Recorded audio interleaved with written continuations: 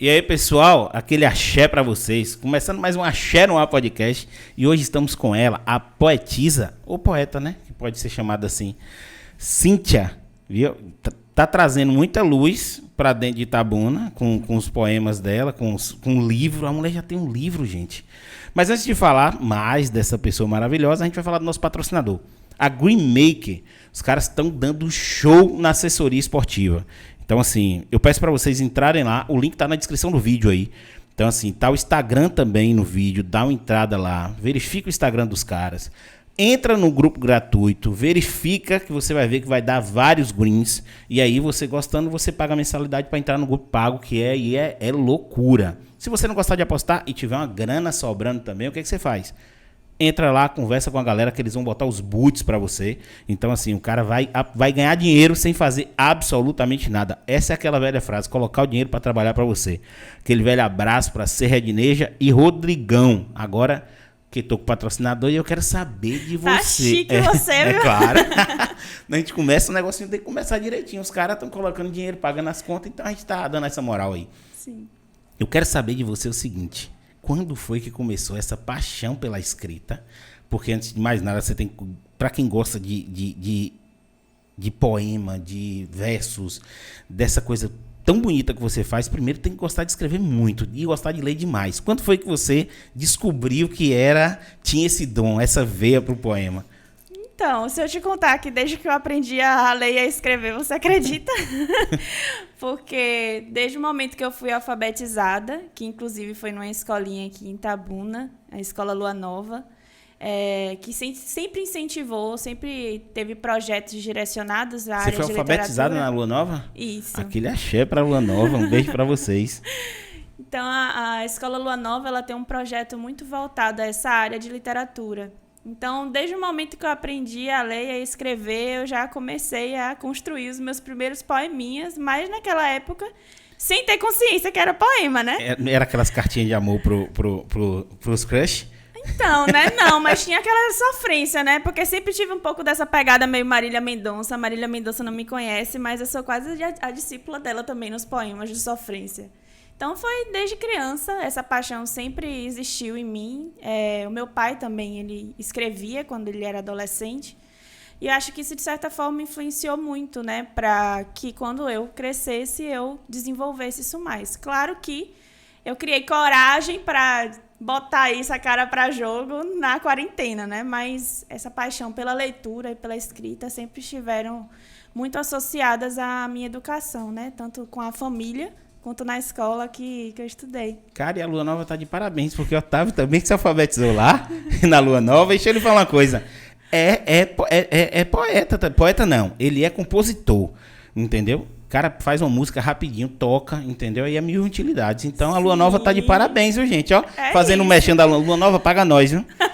Fazendo negócio mexendo pra vocês aqui, os alunos vão tudo entrar pra ser poeta e agora paga nós. Arrasou. Cara, que legal isso. Então, assim, quando foi que o primeiro texto que você fez, que você olhou assim, você se entendia por gente e falou, caralho, bacana. Quando foi isso? Então, como eu falei, né, eu escrevia desde quando eu aprendi a escrever poemas, né, e contozinhos. Sempre fui muito assim, de imaginar, viver em um universo paralelo. Então, quando eu aprendi a escrever, eu coloquei esse universo paralelo no papel. Mas abandonei um pouco, né, na adolescência e fui retomando com os 18, 19 anos. Mas nesses textinhos, né, de sofrência, de amor, também buscando entender os próprios sentimentos, bem influência de Clarice Lispector. Então, sempre foi muito nessa pegada mesmo. Cara, pera aí, deixa eu falar do livro aqui. Me empresta esse livro aqui. Pode falar. Esse aqui eu vou ler. Galera, olha pra isso aqui. A mulher tem um livro. Aqui os convidados são muito mais inteligentes do que o anfitrião, né? Pegando um bordão de Vilela aí do Inteligência Limitada. Mas, cara, o livro é muito bom. Eu não li, vou ler, entendeu? E trago pra vocês, mas de qualquer forma, eu vou deixar aqui abertinho. Assim. Deixa aí o merchan. Vou deixar. Sim, onde é que a gente acha o livro pra comprar? Então, ele está disponível no site da editora, que foi a Palavra e Verso, e também no link da minha bio no Instagram. Caramba, não foi uma... Porque geralmente, assim, como você está começando, quer dizer, você escreve há muito tempo, mas colocou essa divulgação toda agora. Esse livro tem quanto tempo que você escreveu? Então, eu escrevi ele o ano passado. Ele foi, na verdade, fruto de um projeto que eu criei no meu Instagram, que na época era pessoal, que eu tive como objetivo enaltecer mulheres. Então, o meu intuito, né, no ano passado, era que eu queria escrever sobre algo que não fosse sobre mim. Eu queria escrever sobre outras pessoas e queria escrever histórias reais de mulheres reais, além da minha família. Então, eu abri o espaço para que essas mulheres contassem essas histórias e elas respondiam, né, as enquetes do Instagram, dizendo, eu quero ter uma poesia. E esse livro surgiu a partir daí. Eu fiz um processo de financiamento coletivo.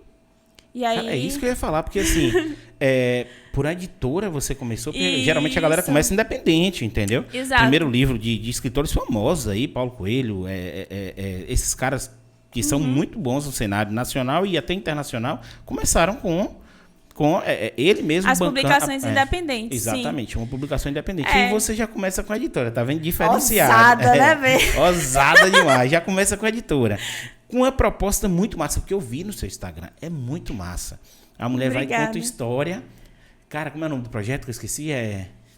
Escrevendo para elas. Escrevendo para elas. Não, mas é isso que elas falam no início, né? Que elas falam assim, do projeto de nossa amiga Cíntia Fragoso, escrevendo para ela, e ela vai lá e fala o poema. Isso. Entendeu? Então, assim, ficou muito legal. Sim, como é que foi fazer isso? Você começou a falar e eu lhe cortei. Não, sem problemas. É uma conversa.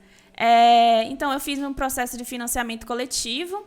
Eu abri na cara e na coragem, morrendo de medo. Eu fiz, na verdade, os orçamentos, né, com as editoras que fossem nesse formato que eu me identificasse, tanto de capa também, que fossem editoras pequenas, que abrissem, né, acolhessem novos autores como eu. E a editora Palavra e Verso foi a editora que me deu o espaço e que cabia, né, também no orçamento, que eu via como possibilidade. Então, eu abri o financiamento coletivo e consegui alcançar em menos de um mês o financiamento coletivo. Cara, que legal. E vendi... Inicialmente, eu pretendia somente publicar 50 exemplares, mas não foi suficiente, porque eu já recebi 50 apoios no projeto, no tinha financiamento. Que mandar pro pessoal que apoiou, então, né? Eu tinha que aumentar a quantidade de exemplares.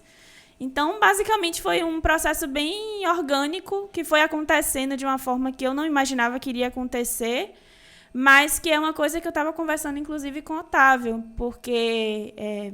acredito que essa corrente de poetas e autores independentes de outras regiões também me fortaleceram, né, para que esse livro fosse publicado. Então, basicamente, a maior parte das pessoas que compraram o livro são pessoas que não moram aqui, na Bahia, nesse Círculo Bahia. O livro já foi até para Portugal, mandei para Portugal.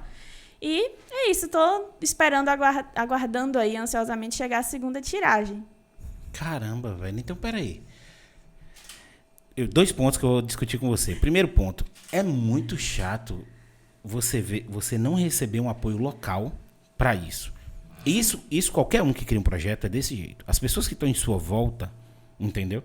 Elas não te apoiam. E aí chega gente da onde a gente menos espera. Sim. E apoia e você fala, gente, o que está acontecendo? Meu Deus, e aí você se empolga pelo projeto e você vai. Mas depois você olha e fala, por que o pessoal aqui do lado não me apoiou? É isso. Entendeu? Assim, eu tenho algumas teorias em relação a isso. É porque a pessoa, ela se incomoda se você sai do mesmo lugar que ela e você consegue crescer. Isso incomoda um pouco as pessoas. Não devia. Mas não deveria, né? Não deveria de jeito nenhum, mas incomoda. Entendeu? O ruim de você conversar com uma pessoa tão letrada, falar que nem minha avó falava, uma pessoa tão letrada que você fala assim, não devia, ela conserta, não deveria. Entendeu? Ela já dá. Já é automática aquela. Você nem sente, é automática aquela corrigida que você fala, beleza, errei aqui. Tá, eu vou tentar melhorar. Não eu vou tentar melhorar minha. Eu vou tentar. Não, é porque assim, Você não estudou na Lua Nova, papai? Então, lamento por você. Eu também acho que esse foi o problema dele, sabe? Não Caramba, queria dizer, velho. mas... Tia Dilma, tia Dioneide, a galera da Cinderela me alfabetizou bem, viu? Pelo amor de Deus, escrevo legal. Entendeu? Mas assim, na fala, eu corto muita coisa. Eu sou um mineiro que morou... Eu sou mineiro assim, né? Entre aspas. Eu sou de Vitória da Conquista, morei 12 anos em Salvador e vim para Itabuna. Mas, como Conquista ali tá perto de Minas, a gente ainda corta um pouco as palavras, entendeu? Sim. Então, assim, popopó, entendeu? De café, essas coisas assim que a gente corta e a gente usa. Mas também eu fui para Salvador. E Salvador é aquele negócio da gíria. Então, assim, Salvador, você não vê uma pessoa devia, entendeu? Essas coisas assim. Então, a gente tem nossa própria linguagem. Entendeu? Mas eu vou tentar, porque você é... Não, bebê, se jogue, não tem problema você não. Você é letrada, entendeu? Então, assim, voltando. Cara, eu fico muito triste com isso. Ao mesmo tempo, eu falo assim, pô, legal. Legal que o projeto andou desse jeito, sem depender de ninguém aqui do lado. Aí eu fico meio dividido no meio disso. Mas o bacana é que quando o negócio engaja e quando o negócio vai, aí chega um bocado de gente do seu lado. Minha amiga.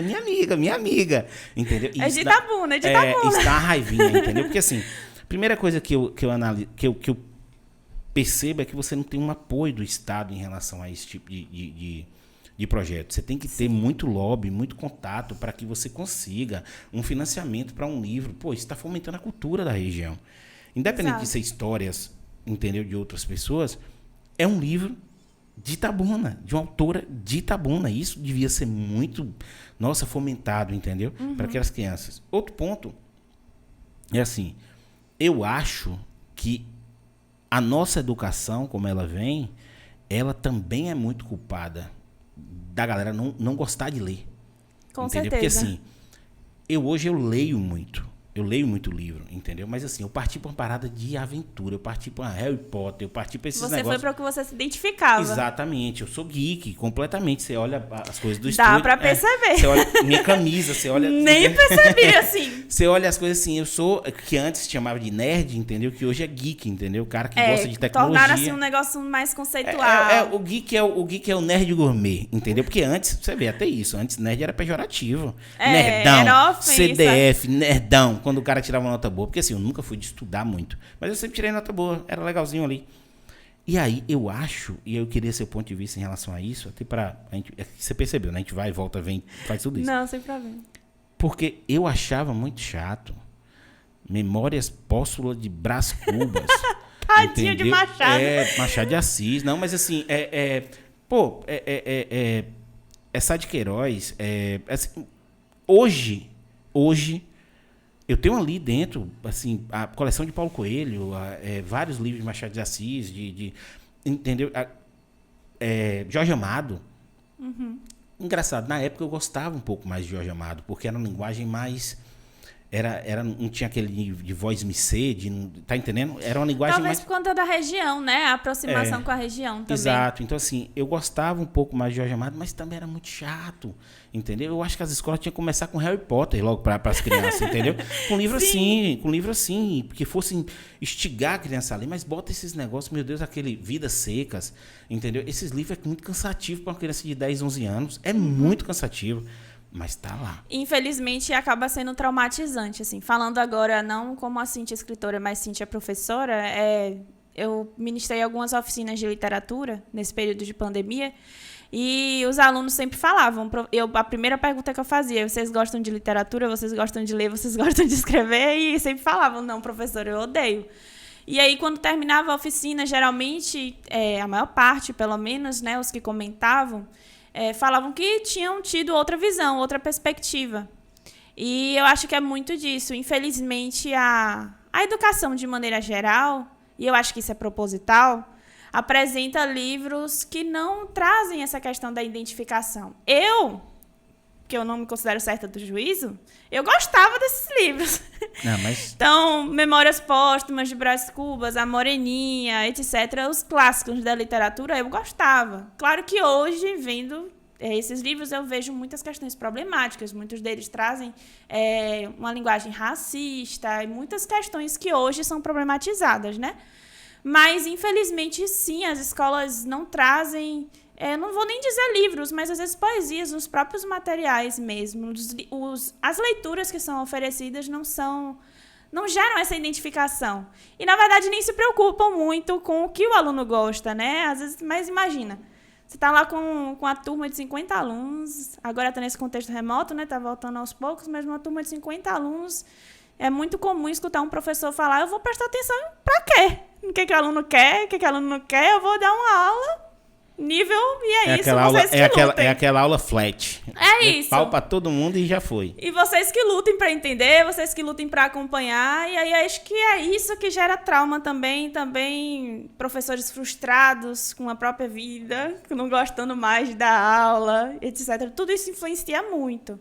Eu considero que eu fui privilegiada nesse sentido, porque eu sempre gostei de ler, sempre gostei de ter acesso a esses livros. Gosto da ideia de ser algum dia biblioteca ambulante. Não sou ainda, mas gostaria de ser. Mas eu sei que essa não é a realidade. Infelizmente, por exemplo, tem muitos livros hoje que são baseados em... contrário, séries que são baseadas em livros. Então, é um tipo de literatura que tem crescido muito. E muitos adolescentes, crianças querem consumir, né, esses livros. Anne with Annie, por exemplo, Bridgerton, que são da Netflix, né, que são bem famosas. São séries que são baseadas em livros e são livros que estão super vendendo. Então, na verdade, todo mundo geek é baseado em algum tipo de livro. Exato. Se não é livro, é quadrinho, entendeu? Toda a parte cinematográfica, entendeu? Do mundo geek, por exemplo, do mundo nerd, é feito baseado, ou série, filme, tudo é feito baseado em livro. Senhor dos Anéis, Harry Potter, qual mais? Warcraft em jogo, né? Warcraft é jogo, não é livro. Game of Thrones, entendeu? Que diga-se de passagem, cagaram na última temporada. Todo mundo fala isso, eu não assisti. Cagaram na última temporada. Quando eu comecei a me interessar, eu falei, vou assistir esse negócio. Falaram, mas a última temporada é uma bosta. Eu falei, vou perder meu tempo pra quê? Tô assistindo GOT, beleza, tá assistindo GOT, esquece a última temporada. Esquece a última temporada. Porque, assim, também tem que entender que teve vários problemas. O autor teve um problema... O diretor, o roteirista teve um problema pessoal. Saiu da série. Então, assim, os caras ficaram perdidos no meio desse processo. Tem muitas questões envolvidas. Então, assim, tem muita coisa envolvida que dá um desconto. Agora, eu sou apaixonado. Eu fiz uma viagem para os sets de filmagem do Game of Thrones. Entendeu? Essa tatuagem por causa do Game of Thrones. Entendeu? Então, assim, tudo eu amava. Na última temporada, os caras... Nossa Senhora, cagaram o negócio, mas... Chega da tristeza falar disso, entendeu? Sim. Assim, gostava muito. Você tocou no ponto importante, entendeu? A questão da educação proposital, que você falou que é proposital esse lance desses livros e tal. Como é que você vê isso? Assim, eu não sei se... Eu faço o seguinte, eu sou meio cauteloso quando eu vou falar, porque eu não acho... Quando eu leio Machado de Assis, que a galera pega no pé pesado por causa do racismo, eu não acho nenhuma... Eu vejo as frases racistas, eu vejo o contexto racista, mas quando eu olho para a época, eu não consigo associar a um cara racista. Tá entendendo? Eu não consigo associar a um cara racista. E aí vem aquela parte que a gente estava conversando antes de começar do cancelamento, que eu quero ser cancelado, porque assim, eu acho que a galera... problematizou tanto isso, essa parte do racismo, de gordofobia, dessas coisas, e eu acho interessante quando alguém grita sobre esse assunto, porque quer ser ouvido, e é uma minoria que grita, a gente sabe, mas quer ser ouvido, e em uma determinada época, era muito interessante gritar, precisava gritar, entendeu? Só que hoje viram umas paradas, nossa senhora, que chega da preguiça, entendeu? Você vai ler um UOL hoje, a matéria, ar-condicionado é machista. Aí você fala, gente, eles fazem de sacanagem, só pode. Fone de ouvido. Tem uma matéria lá no UOL dizendo que o fone de ouvido é racista. Porque esse fone de ouvido, uma pessoa com Black Power não pode usar. Aí você olha e fala, tá entendendo? Quando todo mundo é racista... Porque a galera agora, pra lacrar, pra entrar numa vibe gostosa, fala o quê? Eu sou um racista em desconstrução. Aí você fala, por que você não vai... Já que você tá desconstruindo, vai lá na polícia e fala que você é um racista e fica lá um tempinho preso só pra compensar esse racismo seu. Entendeu? Aí o cara, não, mas eu estou me desconstruindo. Não, racismo é crime. Se você é um racista em desconstrução, você é criminoso. Então, peraí, gente. O que tá acontecendo? Entendeu? E aí eu costumo dizer assim, uma frase que, nossa, eu tô levando isso pra minha vida. Entendeu? Assim, essa foi eu que criei. A gente não precisa de amor, não precisa de nada para viver. A gente precisa de coerência e bom senso. Porque se a gente tiver coerência e bom senso, a gente vai embora. Então, assim, eu queria saber sua opinião a respeito desses livros e desse contexto racista que tinha na época, que hoje a galera, estão queimando estátua no meio da rua. entendeu? Estão querendo abolir os livros, estão querendo reescrever os livros. E tudo isso fez parte de uma história, entendeu? No meu ponto de vista, eu acho que tem que deixar lá. Faz um remakezinho, entendeu? Faz um remake. Deixa o livro lá como tá, entendeu? E faz um remake lá dizendo, nas partes racistas, troca, faz alguma coisa, mesmo porque o autor já morreu, não tá entendendo? Não tem nem porquê. Eu queria saber o seu ponto de vista em relação a isso. Olha, eu acho que são muitos pontos, né? Você levantou muita coisa, mas... Então, eu levanto, você bate. Algumas coisas eu discordo e eu me sinto no direito de discordar, mas respeito. E algumas coisas eu entendo, mas assim... eu sou uma mulher branca, mas eu venho de um relacionamento mestiço, porque minha mãe é uma mulher preta e meu pai é um homem branco. E eu sei as opressões que minha mãe sofreu desde que eu nasci, de recusarem acreditar que ela era minha mãe pelo fato dela ser preta, desde que eu era bebê. E são realidades que muitas vezes são apagadas nos livros ou que são lidas de forma equivocada. E que é compreensível, porque a gente nasce nessa cultura que faz a gente pensar realmente, né? É muito mais fácil você fazer as pessoas acreditarem, divulgar essa mensagem de que é besteira, de que é balela, que está problematizando demais. Só que, ao mesmo tempo que eu compreendo essas vivências e os sofrimentos gerados por minha mãe, e eu sei que, enfim, são coisas que não cabe trazer aqui, eu sei também as coisas que ela fez para anular a cor dela, por exemplo, alisar o cabelo durante anos, evitar tomar sol para parecer um pouco mais comigo. Sério, mãe? Então, todas essas questões são questões que acontecem e que muitas vezes passam despercebidas ou que, quando são levantadas em conversas, são tidas como besteira e não são. Essa questão do fone de ouvido não é uma vivência sua. Então, ao mesmo tempo que você, como pessoa gorda, e eu, como pessoa gorda, temos dificuldade em encontrar roupas, eu tenho dificuldade de encontrar roupas em lojas e muitas vezes tenho que comprar em sites. Muitas vezes, quando eu vou a um determinado estabelecimento, a minha bunda não cabe na cadeira. E isso é uma questão de gordofobia, porque quando se constroem cadeiras, por que não pensam nessas pessoas? Por que não se colocam rampas? Porque, enfim, então realmente uma discussão muito ampla e que vai além, que não é assim, a questão da segue o baile, aqui a gente tem tempo, a nossa vivência. Mas a questão do fone de ouvido não é a minha vivência, porque eu tenho um cabelo liso. Isso nunca vai me incomodar. Mas eu sei que uma pessoa que tem um cabelo crespo, realmente crespo, armado e que tem o Black Power, esse fone realmente não vai funcionar. E quais são as alternativas que vão ser feitas? Já estão no mercado. Você sabe, Já estão no mercado. Mas é isso que eu tô lhe falando. Quer ver? Só pra você entender. Nada disso é besteira. Sim. Lembra que eu falei? Em algum determinado momento, gritar muito fazia muito sentido. O feminismo na Revolução Francesa, entendeu? E precisava acontecer.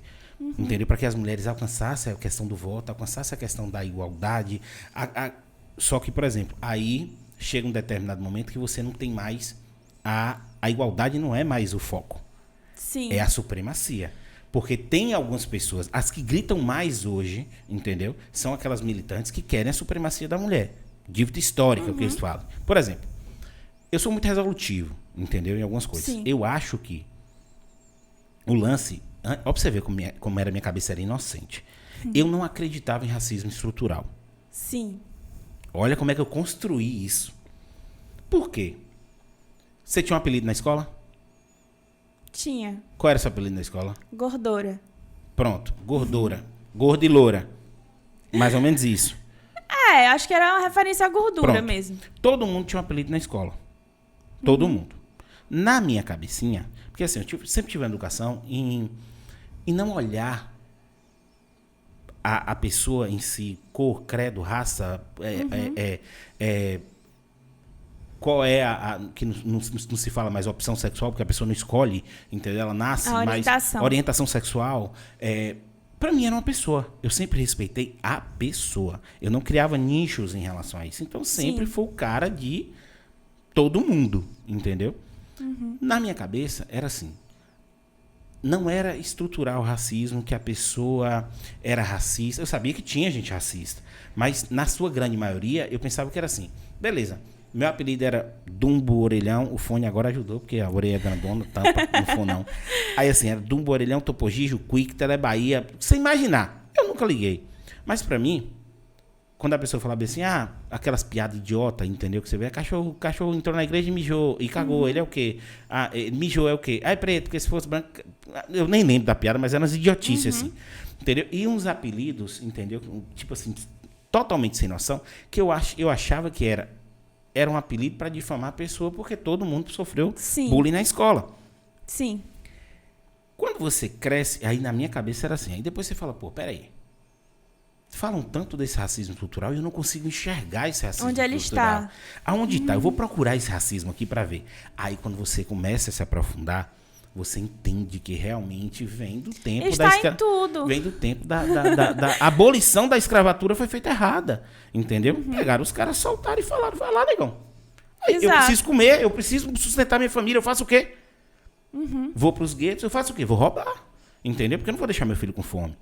E aí criminaliza toda uma raça, entendeu? Por conta de uma falta de política pública para aquele caso. Exato. Tá entendendo? E aí vem aquele racismo realmente estrutural. Só que hoje, se você botar na balança, o pobre sofre. Sim. E se o pobre tá na favela, independe se ele é branco ou preto. Só que o negro realmente sofre um racismo maior, um racismo estrutural que vem. Até uma parada de uma PM, um cara despreparado, ele já imagina que aquele negro é um ladrão. E a gente vê isso acontecer sempre. Mas não é todo mundo. Eu acredito que não seja todo mundo. Eu ainda sou aquele cara otimistão. Que acredita. Otimistão. Eu sou aquele otimistão. Mas, ao mesmo tempo, eu não tenho como falar porque eu não passei. Entendeu? Eu não passei, mas é tipo assim, não é que eu preciso de um lugar de fala para isso. Não, eu falo sobre todos os temas, entendeu? Principalmente sobre todos esses temas delicados, eu falo, entendeu? Eu falo sobre esses temas e digo assim, é importante até um determinado momento, mas depois perde a força porque fica chato, entendeu? É isso, infelizmente, essas pessoas que querem, digamos, ganhar fama ou se colocar à frente, né, de maneira equivocada nesses movimentos, acabam ressaindo mais do que as pessoas que realmente querem uma mudança. É isso. E é isso que me entristece, porque a pauta do racismo, a pauta da gordofobia, todas essas pautas são do machismo, a pauta do feminismo, são extremamente importantes e precisam acontecer. Exatamente. Só que eu, enquanto mulher, gorda, escritora e que escreve, claro, de forma a enaltecer as mulheres, diversas vezes eu escutei que eu era feminista chata. E, tipo, essa é uma fala muito comum, somente pelo fato de eu me recusar a aceitar determinadas coisas que são meu direito. Por exemplo, se eu discordar de você, eu vou discordar de você. E é isso, paz. Eu me coloco em posição de aprendizado. Ok. Mas em muitas situações isso é lido como... quem é você para discordar de mim, querida? Então, porque justamente é uma construção cultural em que a mulher foi silenciada durante muitos anos e que não podia se posicionar. E hoje ainda se vê isso, né? Quando a mulher se posiciona, é visto que mulher é chata só pelo fato dela demonstrar a opinião. Claro que ainda existem mulheres que, como fala, né? Tá militando errado. Na verdade, todo mundo, né? Não só mulher, mas homens também. Exato, é isso que militam errado. Mas é uma pauta muito grande e eu, nesse sentido, né, nessa vertente, eu me coloco sempre em uma posição de aprendizado. Eu acho que a gente precisa se colocar nessa posição de aprendizado. Porque essa questão do racismo, essas pautas em que eu não alcanço porque eu não vivenciei, eu não posso julgar justamente porque eu não vivenciei. Eu nunca vivi na favela para falar sobre a opressão que vive o povo na favela. Porque eu fui privilegiada e nunca me faltou de comer. Os bairros onde eu morei não eram considerados favela. Então, assim, apesar de viver a violência de Itabuna, ser assaltada, etc., não pode se considerar que eu sofri as opressões de uma pessoa que mora em bairros extremamente periféricos, passando fome, e que se passa pela rua, o policial já vai olhar com cara torta, já vai revistar, que é algo muito recorrente, infelizmente, porque existe esse padrão. Então, eu possivelmente não vou fazer isso. não vou fazer isso, não vou vivenciar isso, né? Corrigindo. Então, mas eu acredito muito que essas discussões, elas precisam acontecer. Mas talvez o olhar que a gente tem que ter sobre elas precise mudar um pouco. E eu acredito que a educação é a solução nesse sentido. Total. Porque, Total, infelizmente, total. E aí voltando, né, retomando o que a gente estava falando sobre os livros e as produções dos livros, e aí falando de um lugar de uma pessoa que já estudou as leis que são responsáveis, né, em como devem ser feitos esses livros direcionados à escola, existem leis que são direcionadas a como devem ser os livros de escola pública e existem leis direcionadas a livros de forma geral. E o acesso a esse tipo de literatura diferente, e quem não vê isso é inocente, desculpa, mas o acesso à literatura na escola pública ainda é muito precário, enquanto na escola privada, como eu na Escola Lua Nova, é uma escola privada, tive acesso privilegiado à literatura, fui incentivada para isso. Mas muitos alunos terminam o ensino médio em escola pública e não tiveram acesso, por exemplo, a disciplinas como literatura, separado do português. E tudo isso por equívoco das produções de materiais, a escolha dos textos mesmo que estão nesses materiais. E por que eu falei que é proposital? Porque é muito mais fácil você colocar algo extremamente difícil que você sabe que o aluno não vai entender e não vai criticar aquilo ali, porque ele vai continuar naquela posição para sempre e vai falar, isso aqui é chato, não quero entender, vou fechar meus olhos, do que construir uma educação para transformar. Porque a educação hoje, infelizmente, esses livros e a forma com que a educação está se formando, ela está pautada em um contexto de que vou formar alunos para o mercado de trabalho. Então, se você aprende, você vai ser rico. Mas você vai ser rico contanto que você faça um curso de advocacia, né? No caso, direito, uma medicina da vida, uma engenharia da vida. Direito não é nem mais. Direito nem é mais, né? Direito não é mais, não. Nem engenharia, nem direito é mais. Nem é mais. Porque antes de se formar advogado, doutor, tá todo. Agora, medicina continua. Medicina continua porque é básico, né? A saúde a gente sempre vai precisar. Mas perceba a quantidade infelizmente, de pessoas recém-formadas em engenharia e em direito que estão desempregadas e que estão em emprego, sei lá, no comércio simples, ou que são Uber. E que eu imagino quão frustrante deve ser. Porque você é ensinado toda a sua vida que esses cursos que vão te dar dinheiro e que vão te tornar alguém. Que essa é a fala, né? Você precisa estudar para te tornar alguém.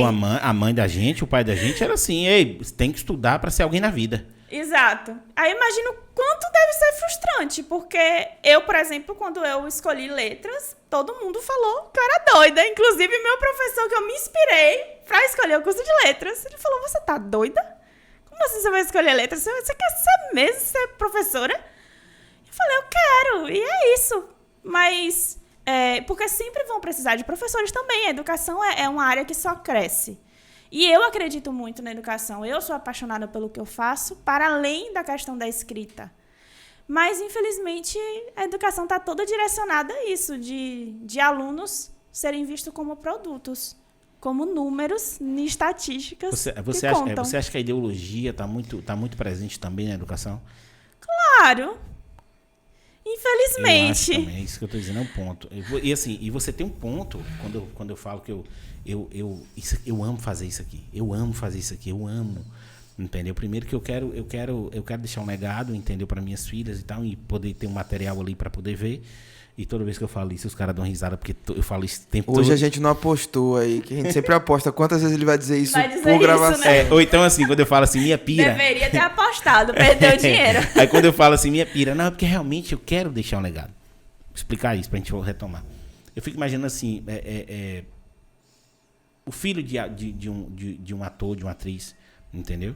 Que perde essa pessoa por velhice, acidente, qualquer coisa, e tem aquele material para sempre matar a saudade, para sempre ver posições, tudo isso, eu acho isso massa. Então, o podcast aqui ele foi criado nessa intenção, para deixar um legado para as minhas filhas. Mas eu tô amando, porque eu tô aprendendo todos os dias. E aí eu volto naquele ponto da desconstrução, que eu acho que é justamente isso, entendeu? É você analisar os pontos de vida, os pontos de vista e falar, caramba, ela tem um ponto. Quando você tava falando, eu falei, caramba, pensei comigo aqui, ela tem um ponto. E esse ponto, eu preciso me aprofundar nesse ponto, porque Sim. já comecei, aí você começa a mudar um pouco a sua visão, ampliar a sua visão. E isso é muito massa, eu acho isso muito instigante, dá tesão fazer isso, entendeu? É sobre isso, Exatamente. é o nosso objetivo mesmo. É, exatamente. E aí quando você abre essa bolha, entendeu? Abre essa bolha, você consegue ver que só tem um caminho, a educação. A educação é para isso. Por exemplo, a melhor educação do Brasil hoje está em Sobral. Pesquisa e tal. Os caras estão já participando daqueles fóruns internacionais para nota, entendeu? Esqueci até o nome. Depois vocês dão uma pesquisada aí para não falar besteira. Tem uma prova internacional, porque tem o IPISA, que mede a nota dos... Olha aí para eu não falar besteira aqui. Eu acho que é IPISA mesmo. É o programa de avaliação nacional. Eu acho que é o IPISA, se eu não me engano, que dá nota para os alunos do ensino médio, entendeu? Ali dá nota para os alunos do ensino médio, os caras já estão fazendo essa prova internacional já, Sim. Entendeu? E uma coisa simples, remuneração do professor, entendeu? Remuneração do professor. Os professores que tiverem mais alunos aprovados ganham bônus, entendeu? Qual é a intenção do professor? Ele vê o salário dele em um bônus muito bom. Entendeu? Então, assim, o cara vê que o salário dele, ele começa a ser remunerado legal, ele pega mais gás para aquilo, ele vai incentivar mais os alunos, porque assim, você pega um professor hoje que ganha 2.000, entendeu? Tem professor que ganha salário mínimo, entendeu? Mas você pega ali, professor do Estado, vamos botar do Estado, professor que ganha 2.000, 2.500 reais, 3.000. O cara tem 30 turmas, entendeu? Turma para dar de pau, não sei se chega a 30 fazendo as contas aqui, eu acho que é impossível, mas tem um monte de turma. Aí tem um aluno que não quer estudar, tem um outro que está lá no fundo. Ele fala, eu estou pouco me lixando para isso aí. Se todo mundo passar, eu tenho tanto de salário. Se todo mundo perder, eu tenho tanto de salário. Tá entendendo? E aí é até um pouco frio falar, pô, mas professor pensa, não, porque todo professor que vai para ali vai porque ama fazer isso. Você só vai porque ama. Controvérsias. Entendeu? Tem uns que, nesse caso aí, deve ter gente que só vai pelo salário também.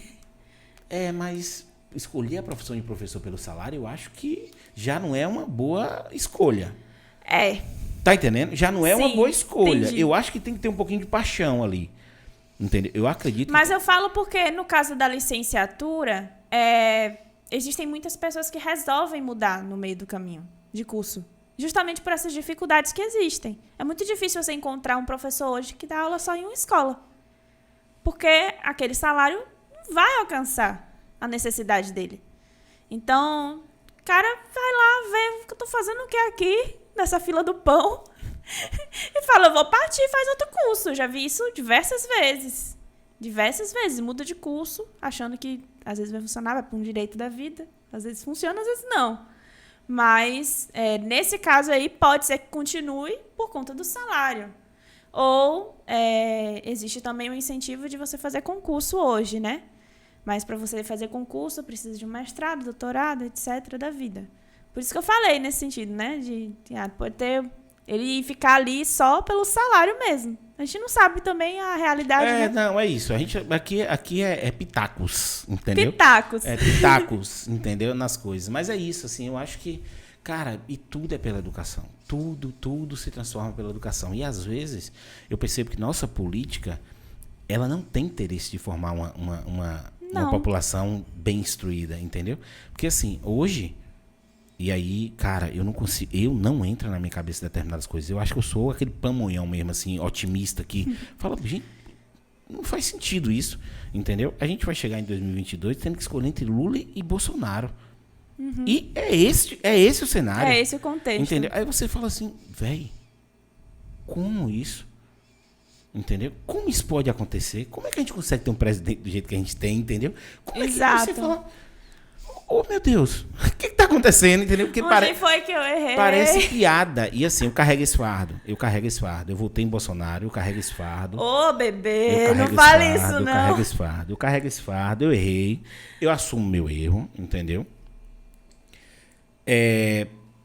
Cara, eu precisava ver uma mudança e o que foi oferecido, o que ele falou de campanha ia ser perfeito, entendeu? Tudo que ele falou na campanha ia ser perfeito. O cara começou a aparelhar os órgãos públicos, o cara... É tanta merda que chega da preguiça de falar, entendeu?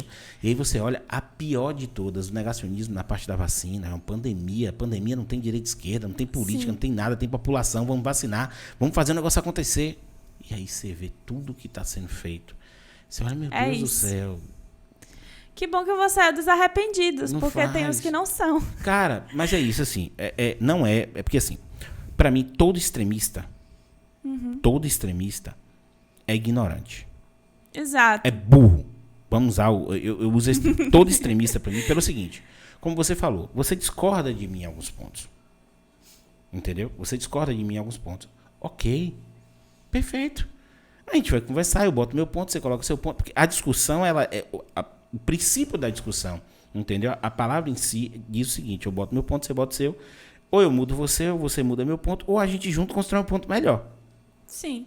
Ou cada um segue seu baile também, porque... Ok, cada um segue seu baile. Livre. Cada um segue seu baile, mas aí eu respeito sua opinião. Exato. E aí é o seguinte, quando você tá com a cabeça aberta, você não entra numa caixinha de bombom. Entendeu? Sim. Porque, por exemplo, hoje eu não me considero de direita nem de esquerda, mas também não sou do centro, entendeu? Eu sou a favor do livre comércio. Eu acredito que você pode mudar de vida pelo seu desempenho, entendeu? Você consegue fazer isso. Mas eu também gosto muito do programa da esquerda, entendeu? Eu sou a favor também de uma renda mínima. Entendeu? Eu sou a favor de uma renda mínima para todos os brasileiros. Renda mínima, 1.000 conto, entendeu?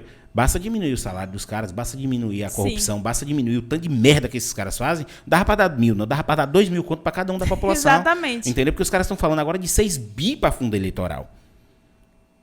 6 bilhões. Eu não sei escrever 6 bilhões, gente. Você tá entendendo? Eu não sei escrever. Como é que escreve 6 bilhões? São quantos zeros? Eu não sei escrever 6 bilhões. E os caras estão divulgando, estão fazendo isso pra fundo eleitoral. É santinho. Os caras estão passando agora, no plenário, uma lei que descriminaliza a boca de urna. Descriminaliza a compra do voto.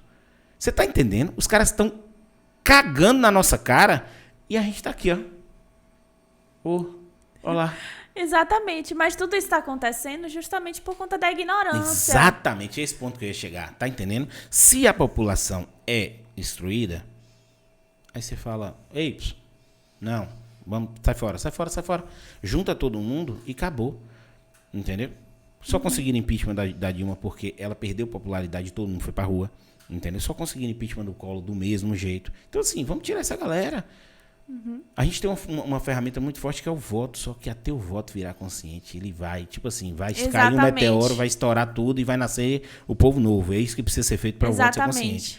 Entendeu? E eu não consigo entender, assim. Aí vem aquele ponto. Eu estudei em escola particular, metade da minha vida, entendeu? Depois eu fui pro IFA. Só que é o seguinte, eu também não deixei meus pais pagarem escola particular o tempo todo. Eu, por conta do esporte e tal, eu consegui pagar meus estudos, entendeu? Então, assim, eu não posso... Aí vem meu ponto que eu queria discutir contigo, é isso. A galera... Essa briga... Entendeu? Essa briga de linguagem neutra, entendeu? Ele. Seu João que tá querendo trazer comida para dentro de casa, ele tá cagando para isso. Você tá entendendo? A gente tem que parar com isso, essa dicotomia, entendeu? De política e olhar a população. Ninguém ali tá olhando a população. Ninguém, entendeu? E a gente que tá aqui, que a gente, sou branco, cis, hétero, tá entendendo? Fui privilegiado também como você, entendeu? Sempre morei em bairros bons e tal. Não fui rico, mas tinha comida dentro de casa, tinha estudo legal, tinha tudo isso.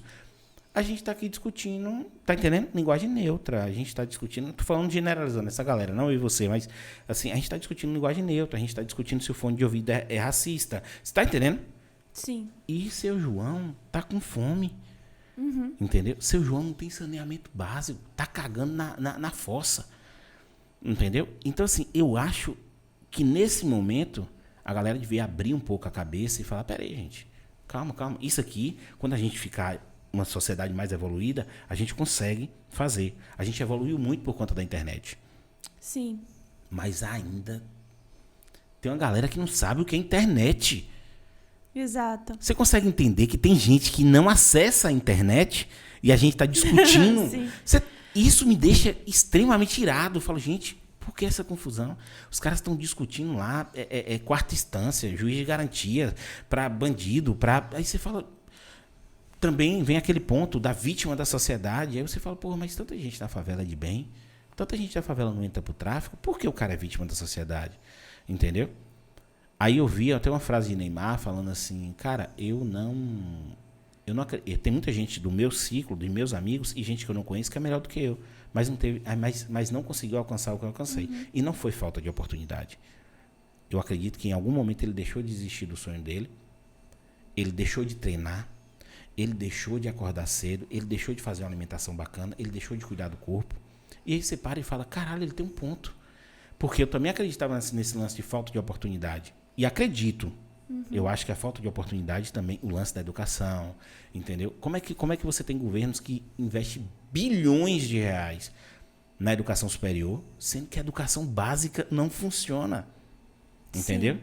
Não funciona. Porque você imagina, me fala uma escola pública que tem um aparato estrutural bacana. Muito difícil. Não tem. Não tem. Na verdade, elas buscam o básico, né? O básico do básico. Você entendeu o que eu tô lhe dizendo? Então, assim, cara, vamos pegar esses bilhões, vamos realmente investir uma parte nas universidades, entendeu? Criar um sistema de cotas para a pessoa. Outra coisa também, as cotas. Eu não acredito que cota funcione a vida toda. Eu acredito que sim, uma cota por um período, entendeu? Até estruturar aquilo ali. Vai estruturar aquilo ali. Por exemplo, eu não queria cota. De forma alguma, porque eu ia estudar para poder passar, mas eu não estou no lugar de fala, eu não estou no meu lugar de fala, eu não estou na pele de um negro, eu não posso julgar isso. Mas eu acredito que todo o sistema de cota que é criado, ele tem que ter um início, meio e fim. Entendeu? Porque se a gente tivesse uma educação... Quem é que passa nas faculdades particulares? Quem é que passa numa USP da vida? No particular não. Quem é que passa no ESC da vida? Quem é que passa no ESB da vida? Numa PUC? Quem é que passa? A galera da escola particular. Exato. Entendeu? Porque recebeu uma educação reforçada ali para poder ir para lá. Aí você coloca e fala, beleza, tem muita gente da escola pública que consegue. Muita gente quanto, cara pálida? Eu pergunto logo, muita gente quanto? Porque assim, a maioria das pessoas que estão lá é particular. Fora os que vão para a escola pública, mas pagam um cursinho para ter acesso do ensino da escola particular e entrar na universidade através da cota da escola pública. Você tá entendendo? O que é o absurdo do absurdo. A corrupção na sua base, né? Das coisas cotidianas. Mas, em resumo, assim, você também trouxe um monte de informação para rebulir, né? Tudo por dentro. Você agora vai bater nisso aí. Eu acho que tudo depende do direcionamento do olhar. Assim como a gente estava falando, né? Você falou, na verdade, você trouxe o ponto do Machado de Assis e muitas questões que ele trazia, né, na literatura dele, hoje serem vistas com outros olhos e que antigamente tinha uma visão, hoje tem outra.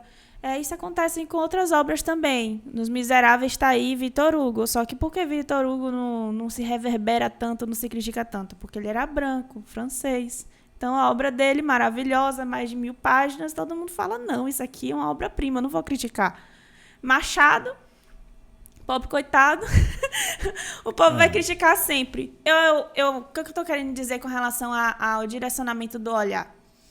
Porque todas essas pautas, elas precisam acontecer. Só que isso aqui, essas estruturas, essas construções midiáticas, TV... rádio não foi substituído pelo Spotify, né? Vamos ser sinceros. Mas mídia de maneira geral, rede social, Instagram, etc. Tudo isso direciona o nosso olhar. Eu não acredito Sua muito... vivência de mundo, né? Exato. Eu não acredito muito... De novo, minha bicuda aqui, vê se tá certo aí. Tá emocionado. Tá certo.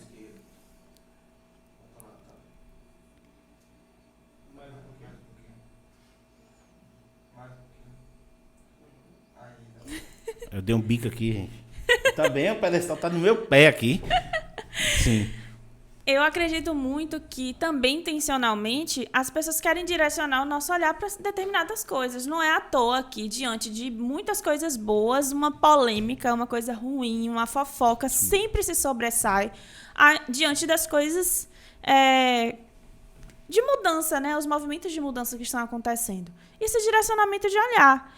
Então, existem diversas propostas que estão acontecendo, tanto para melhorar a educação, quanto para incentivar a leitura, a produção de literatura, a publicação de novos escritores, o acesso de alunos, né, à escola, porque existem muitos que estão abandonando a escola para trabalhar nesse contexto de pandemia. Muitos alunos, e eu falo isso porque eu estagiei neste período de pandemia, muitos abandonaram para trabalhar, porque falaram, eu vou fazer o que aqui na escola? Então, é uma realidade que acontece, mas que muitas vezes é ignorada, mas que existem coisas que estão sendo feitas, sim, para modificar isso. Só que muitas vezes a gente não vê, e a gente não busca também, porque o que a gente está consumindo? Consumindo, no caso, Instagram, YouTube da vida, quando a gente liga a TV, o que está sendo consumido? Geralmente, quando acontece uma coisa muito ruim, com relação ao governo ou com relação a um determinado artista, tenta se sobrepor uma notícia mais ruim ainda para que o povo esqueça a anterior. E é esse movimento que se faz, para direcionar o nosso olhar sobre as coisas que estão acontecendo. Então, acho que o ponto não é sobre as pessoas que estão dando mais importância à utilização do gênero neutro, né? Porque essa discussão precisa acontecer também. Porque fora de não ser da nossa vivência, existem pessoas que vivem isso e que sentem isso como importância e eu não vou julgar. Mas isso não anula o fato de que existem outras movimentações acontecendo e outras propostas acontecendo com relação a outras temáticas também, às vezes simultâneas, às vezes não. Às vezes grandes, às vezes não. Mas estão acontecendo. Só que muitas vezes, como eu falei, né, o que a gente consome, o que a gente busca nas redes sociais, os artistas que a gente vê as postagens, os canais que a gente busca assistir. E eu sou muito crítica com relação aos sites que eu vou ler as notícias, porque muitos propagam fake news. Então, eu sempre busco conferir dados, etc. Porque corrente de WhatsApp, entendam, não é confiável. Nunca foi. Nunca foi, nunca será. Nunca foi, nunca será. Aquilo ali muita é fake gente news. pega lá o vídeo. Eu recebo pelo WhatsApp, eu falo logo, isso é fake news. Eu grito logo, é fake news. Não, tá. E é isso. Então, para onde está sendo direcionado o nosso olhar? Porque é muito fácil, é muito cômodo falar, não, fulano de tal está dando mais importância a esse problema do que a outro. Mas você sabe se aquele fulano de tal que está lá discutindo sobre isso, não doa não sei quantas milhares de cestas básicas e não fala? Faz sentido. Então, são propostas que estão acontecendo, mas que muitas vezes também não são de interesse, por exemplo, da pessoa que doa. Muitas vezes não é de interesse dela publicar, ou divulgar, ou propagar. E eu, por exemplo, eu participo de um trabalho voluntário no Nova Ferradas, mas no meu Instagram você não vê isso. Então... Tá errado. Publica, fala. Você sabe por quê? Meu ponto era esse, ó. Lembra aquele ditado que fala assim, ó? Você dá com a mão, o que a mão direita dá, a esquerda não precisa ver? Sim. Entendeu? Eu antes era assim. Eu ajudava algumas pessoas e eu nunca divulguei. Nunca divulguei. E aí eu comecei a ver as pessoas divulgando. Uhum. Olha meu ponto em relação a isso. Divulgando. Aí eu falava, porra, que legal o cara tá divulgando. Mas, porra, quer clique, quer view, entendeu? Exato. Quer view, quer clique, isso. quer clique, quer view. Tá ajudando para poder... Aí depois eu parei e pensei, cara, será que essa pessoa... Uhum. incentiva outras pessoas a fazer a mesma coisa? Sim. Se ele divulga isso? E se ele está recebendo alguma coisa, está ganhando alguma coisa, mas mesmo assim está ajudando? O problema é dele. Ok, você está entendendo? Eu comecei a pensar já de outro jeito. Mudei completamente minha opinião em relação a isso. Uhum. Falei, cara, tem que mostrar mesmo. Mostra mesmo. Entendeu? Se você está fazendo alguma campanha e essa campanha te rende views na internet, que vai gerar AdSense, que vai trazer um retorno para você, cara, faz. Faz porque, de certa forma, você tá ajudando. Entendeu? Aí tinha uma campanha do agasalho que eu mandei pra muita gente aqui. Tipo assim, Sim. quanto você compartilhar... Quantas vezes você compartilhar, vai ser um cobertor. Mandei pra algumas pessoas aí, uns bolsonaristas falou logo, não acredito, não! Entendeu? Isso aí, não sei o quê. Eu falei, cara... Aí você fala assim, cara, presta atenção. Isso é mentira. Você fala, cara, presta atenção. Você entra no Instagram, entendeu? Você vê que é uma página comercial que ele quis simplesmente fazer um engajamento violento dentro do Instagram dele. Ele não vai ser idiota ao ponto de não divulgar isso depois. Sim. Entendeu? Porque ele gerou um engajamento eu mandei para umas 50 pessoas, que eu falei, vou mandar 50 cobertor. E fiquei fazendo, entendeu? Mandando. Aí chega uma parte que ele trava, ele fala, já enviou pra gente demais. Aí você vai e para. Aí entra de novo, envia, entra de novo. E eu recebi de umas 15 pessoas isso de volta. Entendeu? Aí você pensa assim, pô, mas se for mentira? Eu fiz minha parte aqui em tentar ajudar, pelo menos tocou meu coração e foi uma ideia legal que o cara fez. Mas aí você vê a galera matando. Mentira, não funciona. É mentira. Eu falo, cara, entra lá, vê. E não custa nada. Doeu, você pagou alguma coisa? Fez alguma coisa demais? Entendeu? É a mesma coisa funciona, por exemplo, quando a gente faz um post aqui e fala, galera, entra lá, segue. Se inscreve no canal. Não custa nada. Se inscreve no canal, não custa nada. Aí você vê assim, as pessoas de fora... Cara, seu trabalho tá massa, imagem show, PPP e não sei o que e tal. E a galera de dentro, às vezes você pega o celular. Eu pego o celular de um amigo meu, não tá inscrito no meu canal. Eu falo, velho, esqueci. Aí você fala... É isso. Tá entendendo? É bem assim mesmo. E aí, quando eu falo desse lance desses pontos, eu quero dizer pra você o seguinte, eles têm que ser discutidos, entendeu? Mas eu não acho que seja... a prioridade... Sim, eu entendi. Você entendeu? No seguinte sentido de, tipo assim, de... Cara, vamos fazer só isso aqui agora? Aí quando você abre pra mim e fala, não, peraí, tem muita coisa acontecendo e a gente não tá vendo. Não vamos julgar também. Eu falo, beleza, então eu vou entender aqui o que tá acontecendo até pra poder não estar falando merda. Entendeu? No meio desse sentido.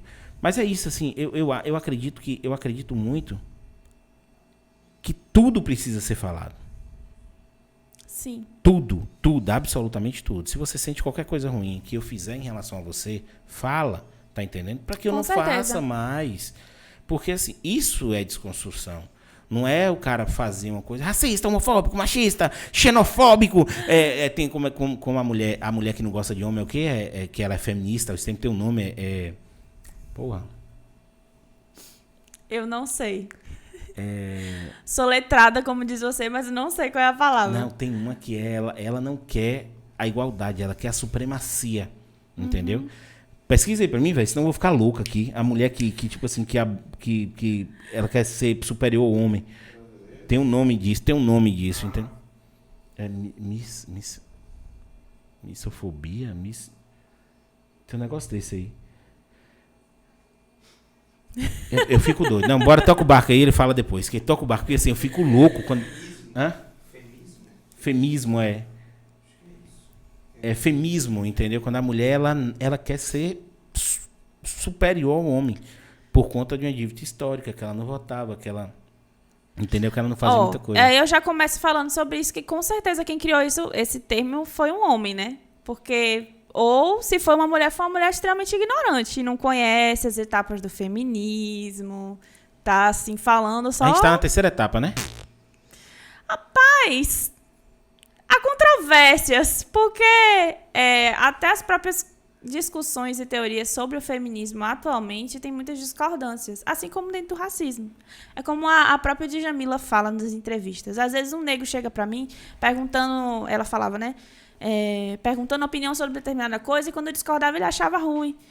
Ou um branco vem perguntando se podia fazer determinada coisa ou não. E, gente, eu não sou um wiki preta. É a mesma coisa. Eu penso nessa linha de raciocínio, porque os pretos não são obrigados a concordar entre si. Vão existir muitas discordâncias. E no movimento feminista também. Porque nós somos pessoas diversas, com necessidades diversas. E a história está mudando a todo momento. O contexto do feminismo está mudando a todo momento. Pautas do feminismo estrutural, né, que nasceu lá bebendo da França. hoje já é muito debatida aqui e discordam muito com relação ao feminismo negro. Porque enquanto as mulheres estavam começando principalmente aqui no Brasil, né, a lutar pelos seus direitos, a querer empregos, a querer independência financeira, as mulheres pretas já estavam dentro da casa das mulheres brancas, sendo babás, trabalhando, sendo domésticas. Então, qual é essa eleição? Buga a cabeça, né? Você buga a cabeça e fala, espera aí. Exatamente. Então, tipo assim, que feminismo é esse? Até isso, eu fiquei... Isso é uma coisa que eu me deparei também, porque eu nunca tinha parado pra prestar atenção. Eu falei, sim, mas eu pensava que o feminismo era tudo igual. Agora. Mas qual é o acesso? Porque, realmente, enquanto as mulheres brancas estavam começando a se incomodar, estavam começando, não quero mais depender do meu marido, não. A mulher preta estava lá, limpando a cozinha dela. Há muito tempo. Há muito tempo. Há muito tempo. E isso geralmente não é visto. Mas dentro desses movimentos do feminismo negro, do feminismo, né? Bora colocar feminismo geralzão, atual. Existem discordâncias também. O que acontece, e é uma coisa que me incomoda na atualidade, é que as pessoas querem pegar justamente essas discordâncias para chamar a gente de incoerente.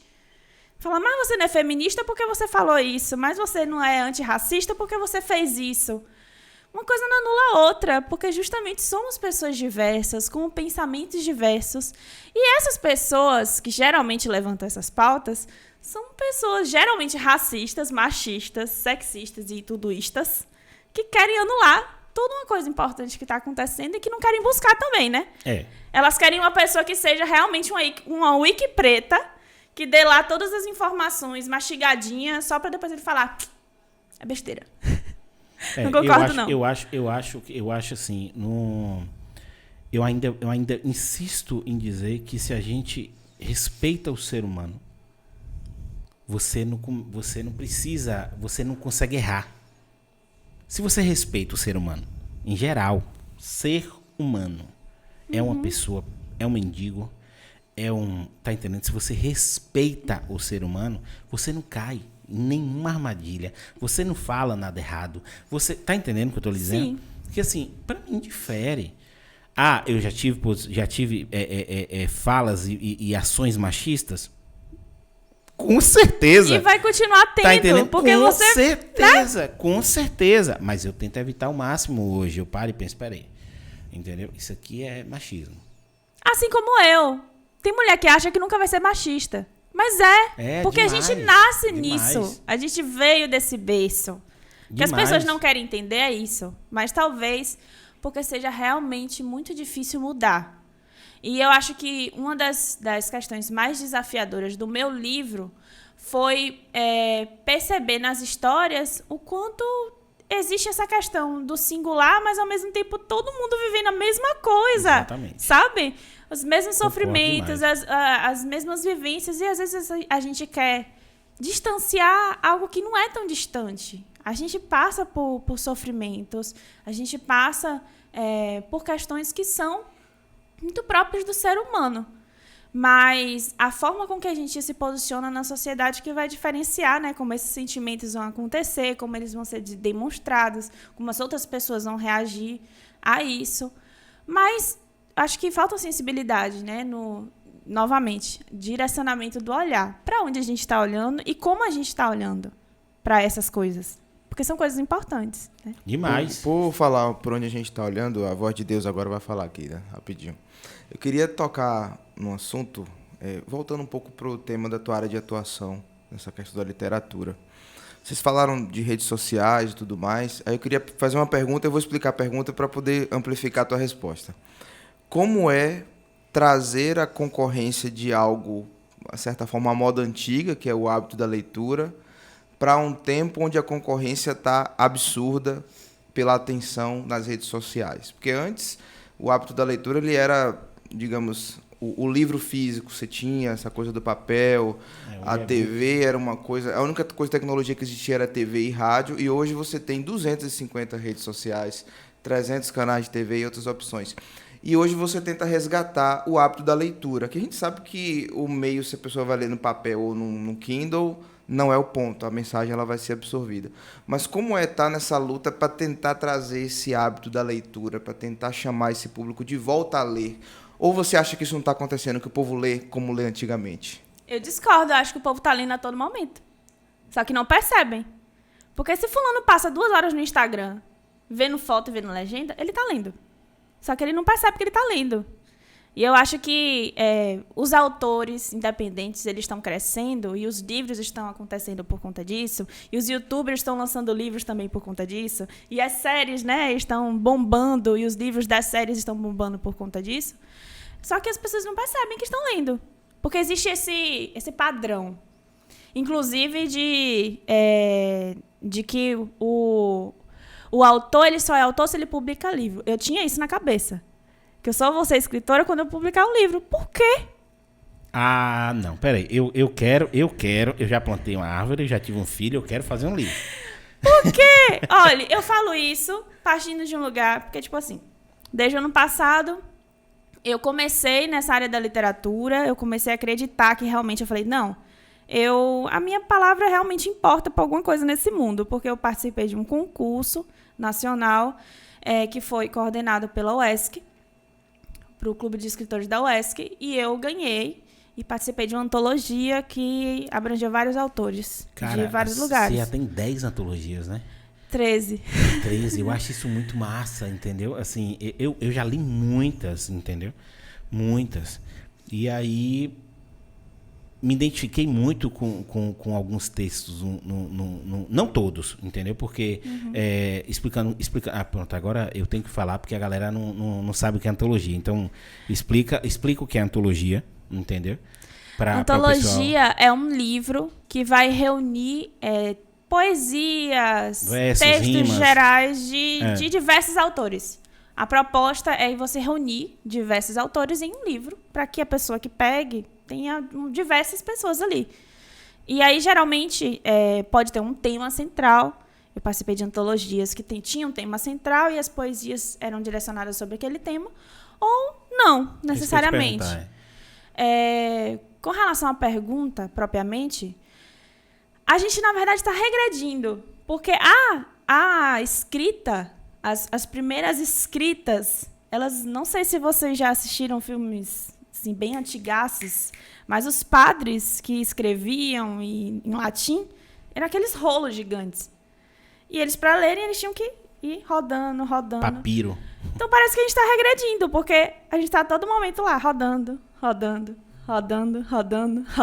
e não percebe. Cara, pra você ver. Era nesse aspecto que eu estava tentando trazer, só para complementar a fala, porque eu também concordo com o que você disse. Quando eu digo hábito da leitura, mas assim, você acha que, será que a gente lê como lê antigamente? Porque hoje a gente lê muito em quantidade, então são diversas frases, todo mundo está nos stories postando alguma coisa de autoajuda, muitas vezes de não autoajuda e tal. Mas antes o hábito da leitura era quase que uma atividade à parte das outras atividades. E hoje ela está inserida dentro desse dispositivo móvel e tudo mais, que era mais nesse contexto que eu quis dizer. Sim. Se a qualidade da leitura para você é a mesma, porque quando você escreve um livro, você está propondo que uma pessoa tire um tempo, faça disso uma prática. Você está entendendo o que eu quis dizer? Sim. É porque, na verdade, direcionamento de olhar. A literatura antes, ela era vista como um modelo privilegiado, que só tinha acesso quem era rico. Quem era rico, quem era da igreja, e depois só quem era rico e da igreja. Então, só aprendia a ler e a escrever quem era rico e da igreja. E aí aprendia, né, em idiomas estrangeiros, etc. Os livros da maior parte eram estrangeiros, depois começaram a ser traduzidos. Hoje em dia, a gente tem o privilégio de ter essas redes sociais em que vários autores como eu publicam. E eu acho que o mais bacana, e que eu não vou falar assim, não, tá em menor qualidade, porque antigamente o que era visto de maior qualidade era o latim, que é uma língua considerada morta, e que eram textos religiosos, e que na maior parte das vezes também vinha da questão da identificação.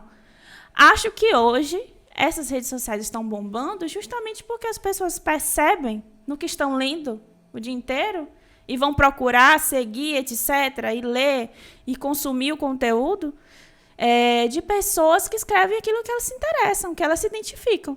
Mas isso não vai deixar não vai diminuir a qualidade do produto.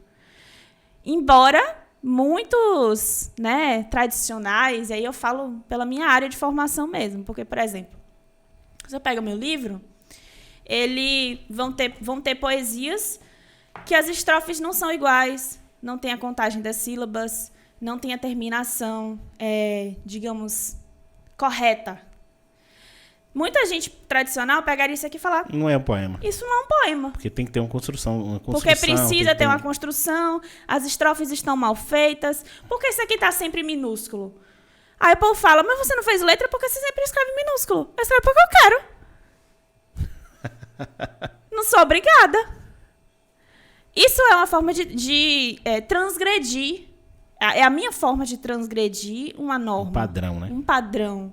Assim como se eu for escrever, quando eu vou escrever sobre minha avó, não tem como eu escrever sobre minha avó sem utilizar a gíria. Ela é paraibana, ela utiliza a todo momento essas construções maravilhosas do que a gente fala. Então, por que muitas vezes vice... Tu vice? Estripulia, no poema de minha avó tem estripulia. Aí o povo fala, o que é estripulia? Estripulia, eu sou de Conquista, eu sei. Estripulia é quando a pessoa é tentada, a pessoa brinca muito, entende? Sim. Faz estripulia. Ó, pra você ver. Fazendo estripulia. Pegar picula. Isso. Geralmente a gente aprende, né, que os textos... Porque o que a gente fala é um texto. Para que a pessoa entenda, precisa haver um início, um meio e fim. E precisa haver uma linha de raciocínio. Então é um texto. Eu falando aqui com você é um texto. Eu estou produzindo um texto oral.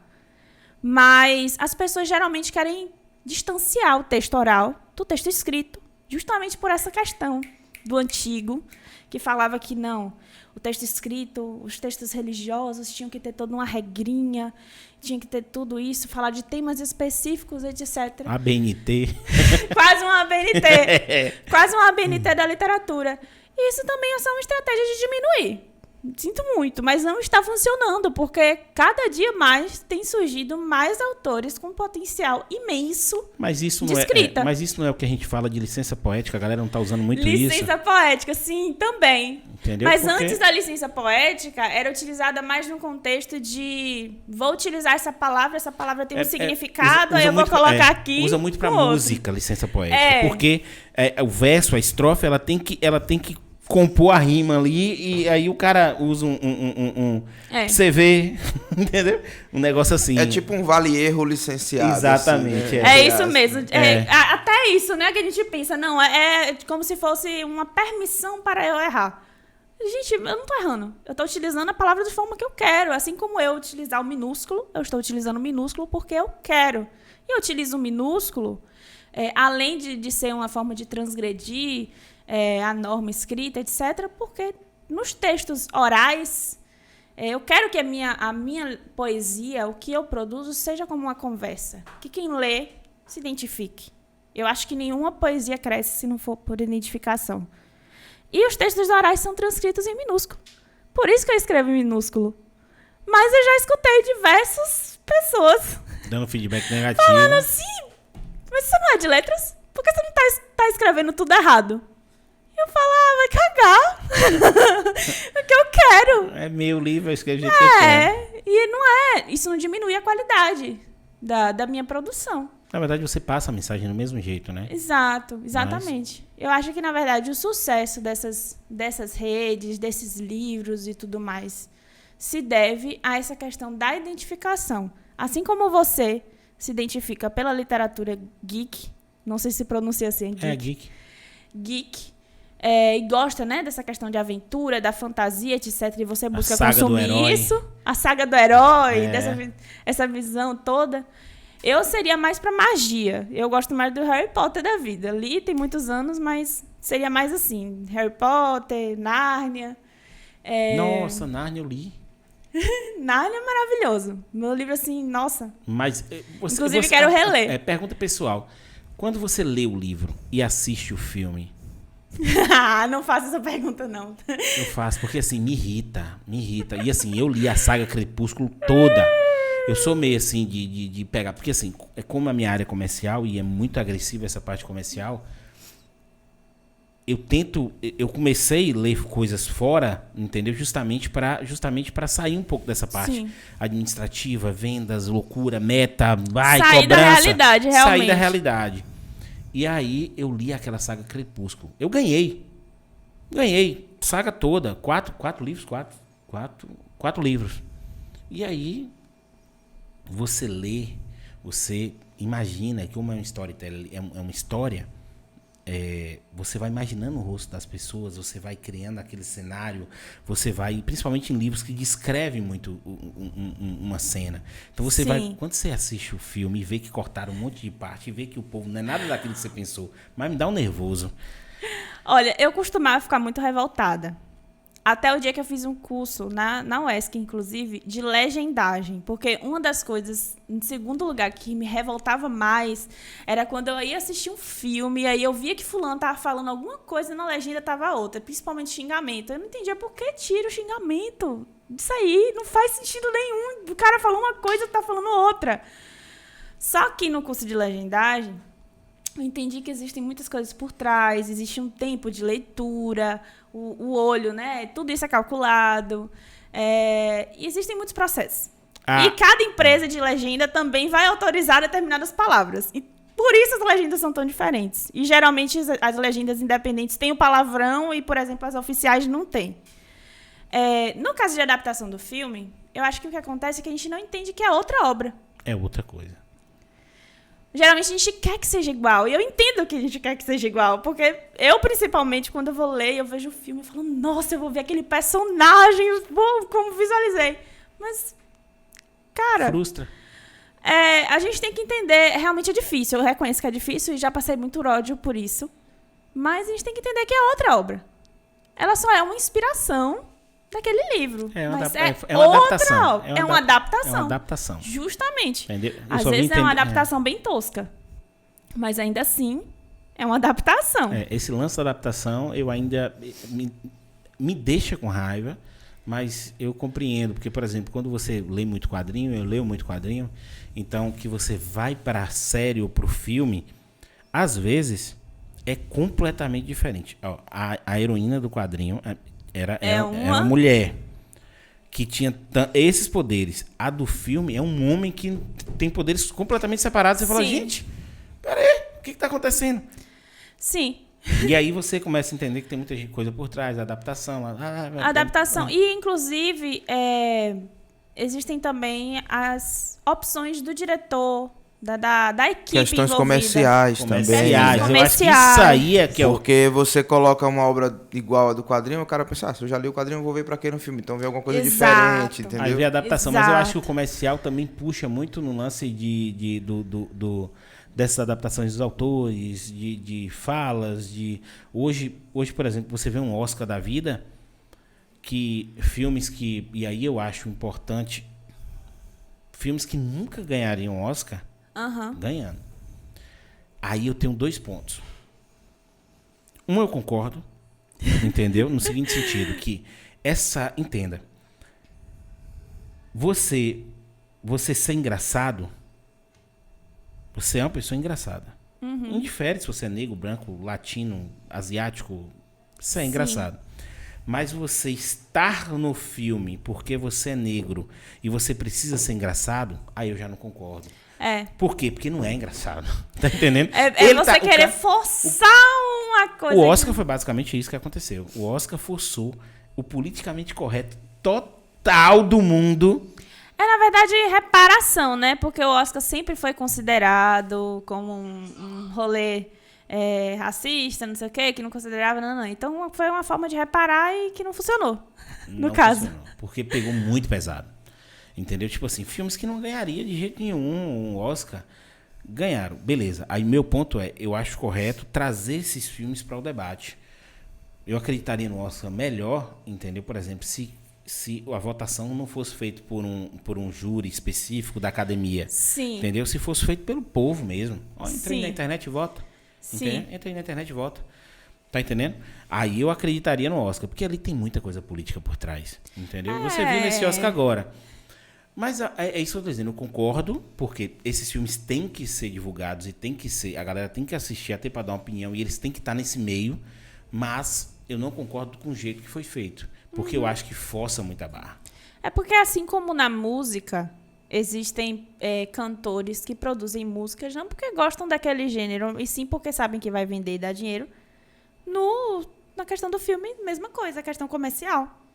Né? Que eles vão colocar determinados personagens, determinados roteiros, determinadas roupas, né? Enfim, toda uma construção com um objetivo específico. E geralmente, principalmente os filmes americanos, o objetivo é vender. Todo filme americano tem uma bandeirona americana em todo tamanho lá, tu viu? É um nacionalismo que eu fico... Os caras... Você é doido, ali e os filmes tudo... Os caras... mata e morre pelos Estados Unidos. É isso. E o presidente sempre visto como Deus. Eu acho que isso também influencia uma nação, sabia? Sim, claro. Claro que vai influenciar. Tudo que a gente vê influencia. É muito difícil você chegar, ligar a TV e você assistir o jornal e você duvidar do que está sendo visto no jornal. Porque, cara, passou na TV. Como é que eu vou duvidar do que está sendo visto na TV? Tudo. Porque bom que você duvida. Você pega um jornal. Presta atenção. É assim, você pega... Vamos pegar uma notícia. Deixa eu ver se eu lembro de alguma para não... Bem específica. Pronto. O cara pegou o carro dele. O cara tinha uma arma. Uhum. Aí a polícia parou ele na rua, tomou a arma dele. Porque ele tava com porte vencido. Ele pegou um carro, foi até Brasília, com arco e flecha, uns porretes na mão. Não sei a loucura da cabeça dele.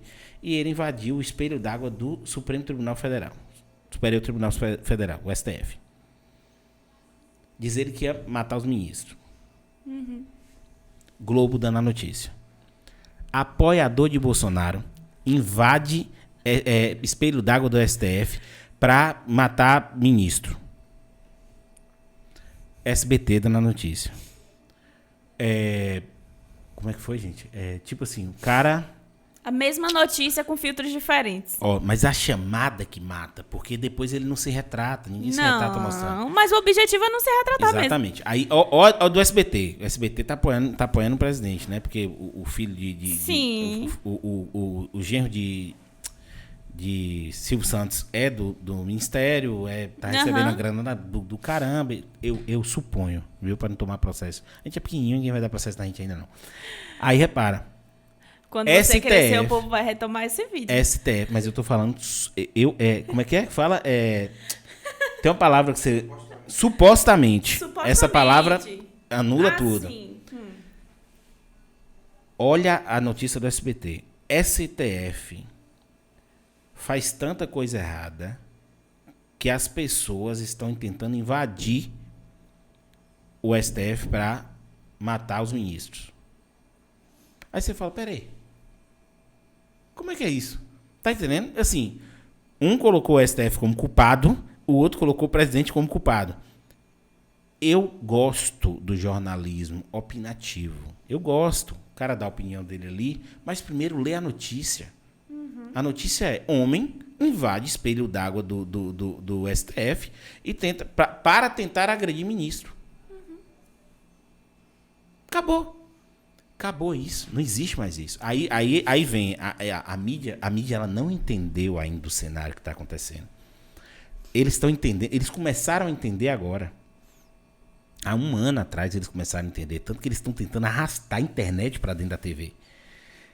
Todo programa tem um influencer. Todo programa tem um YouTube. Todo programa tem alguma coisa na internet. As televisões estão indo para a internet. Entendeu? Você tá entendendo? As pessoas que eram preteridas, tipo o youtuber, que era visto como uma pessoa que não tem o que fazer, vai produzir vídeos. Aí hoje não, o youtuber é tal, é fulano de tal, tem não sei quantos milhares de seguidores. Aí coloca o status de alguém, né? Antes ele não era ninguém. Aí agora é importante. Blogueiro, antes, blogueiro, entendeu? Blogueiro, não sei o quê. Aí você fala, gente, por que diminuir a pessoa como blogueiro? Blog é legal, informa. Se ele estiver fazendo um jornalismo bacana, ok, entendeu? Mas a gente perdeu eu acho que a gente perdeu aquela referência de TV. Pelo menos na minha bolha, entendeu? Porque eu ainda acredito que o seu João, Dona Maria, só vai pela TV. É Entendeu? Isso, a maior parte hoje em dia. Ou pela TV ou pela rede social. Por isso que a fake news tá aí. Pra provar, né, que... É outra coisa que... As correntes de WhatsApp. É outra coisa que eu não consigo entender. Grupos de família, por favor, parem de disseminar. Não, a gente falou, a gente no grupo da minha família parou isso. Eu falei, para. Glória! Porque uma coisa é o seguinte, a oração, todo dia de manhã, meu irmão ou minha mãe bota a oração, e aí a galera, amém, Pepe e tal, bom dia, a gente começa a conversar. E eu sou o perturbado, né, eu sempre entro pra bater, eu sempre entro pra tirar sarro da cara de alguém, mas antes saíam as fake news pesadas. Então a gente decidiu não botar mais negócio de política, dessas coisas no meio, entendeu? Ali porque geralmente tudo que vinha... Aí eu fazia o seguinte, ó. Eu via a notícia, aí eu entrava no site, geralmente não tinha a notícia daquele site, porque a galera pega a marca d'água e bota pra ficar verídico. Uhum. Aí, ó, fake news. Ou então eu botava, quando a notícia saiu, eu falava bem assim, ó. Aí eu pegava a notícia de três sites ou 4 sites diferentes, entendeu? E jogava lá. Falava, lê aí, e aí você tira essa interpretação. Porque aqui, geralmente as pessoas não querem ler. É isso. é o só fruto da enunciado. ignorância. As pessoas querem facilidade. Por isso que a fake news se propaga tão rápido. Porque geralmente em uma frase fulano consegue uma informação e geralmente as pessoas não querem acessar para ver se aquela informação é real. Nunca. Isso sobre tudo. Sobre vacina, sobre saúde, sobre educação ou sobre a vida dos outros. Artista, principalmente, fofoca. As pessoas não querem saber. Tanto de artista que morreu nessa quarentena, só misericórdia. Isso de verídico, né? E isso porque criaram. Só porque fulano deixou de postar nas redes sociais. E infelizmente as pessoas acreditam. A gente tá no Stang String mesmo, um mundo invertido e já foi. Não tem jeito não. Eu nunca vi um negócio desse. Sim, mas vamos falar desse livro seu. Ó, eu sei que muita gente tem vontade de escrever, entendeu? Por exemplo, eu já tive várias vezes. Eu escrevo... Eu sou criativo, eu tenho algumas coisas na gaveta, entendeu? Alguns poemas, alguns versos, algumas músicas. Eu tenho umas coisas. Inclusive, pedi pro meu amiguinho ali gravar 2 músicas pra mim e ele só cagou pra mim e não fez. Né, Otávio? Tadinho. Pedi pra gravar 2 músicas. Eu escrevi 2 músicas, a letra. Ainda falei mais ou menos a melodia, como funcionava, ele só cagou na minha cabeça. E aí... Eu quero que agora você me diga o seguinte, se você puder, entendeu? Até pra galera que tem vontade, poder fazer também um sistema desse. Quanto custa para fazer um livro desse? Sim. Entendeu? Assim, quanto custa? Eu sei que você falou da questão da vaquinha, mas tipo, você não falou quanto você conseguiu arrecadar para poder fazer. Se a pessoa tá afim de escrever, quem ele procura? Porque assim, hoje é simples, você faz no Instagram e você começa a escrever ali e as pessoas vão divulgando aquilo e se o papo da identificação acontecer, as pessoas vão repostar, entendeu? E vai acontecer. Devagarzinho vai acontecer, mas o físico, quanto é que custa para fazer uma coisa dessa? Como é que faz? Hoje existem, que bom que existe. Existem várias editoras acessíveis e existem também editoras que não precisam pagar.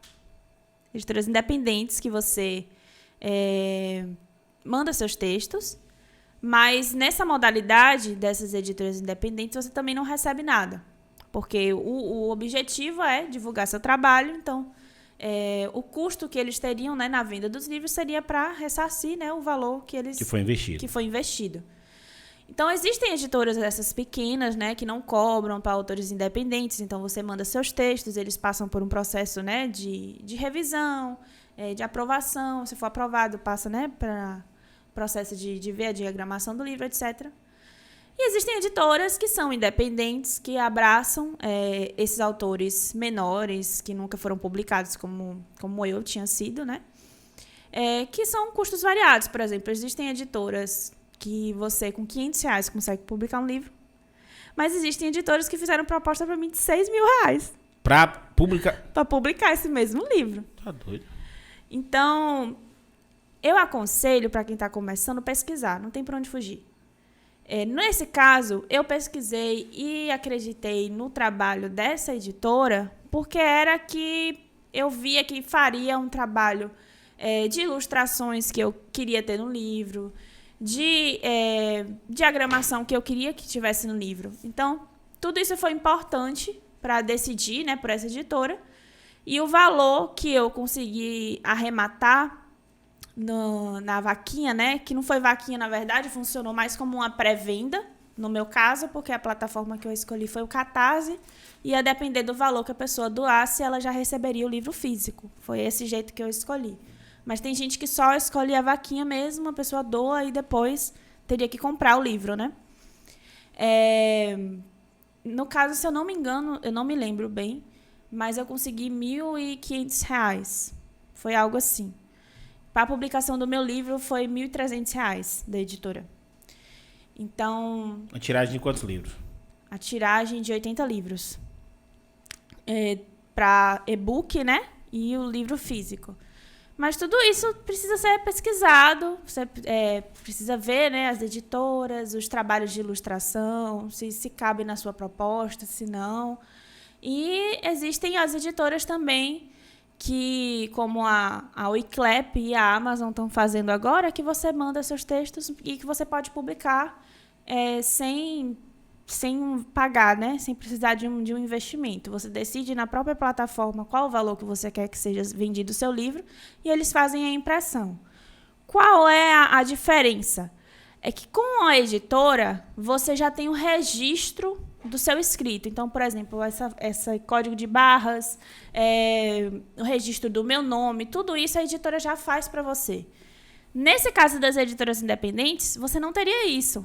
Você teria que comprar, teria que buscar tudo isso, teria que fazer uma arte de capa. Seria realmente algo muito artesanal, que você, né, teria que independentemente fazer. Gastar para fazer também. Né? Gastar para fazer. Quem trabalha com isso poderia fazer, né? Então, tem muitas possibilidades se você procurar patrocinador.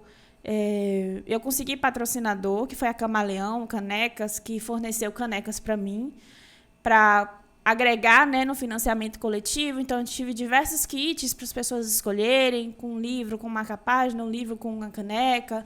Então, todas essas coisas não são um diferencial e que tornam possível.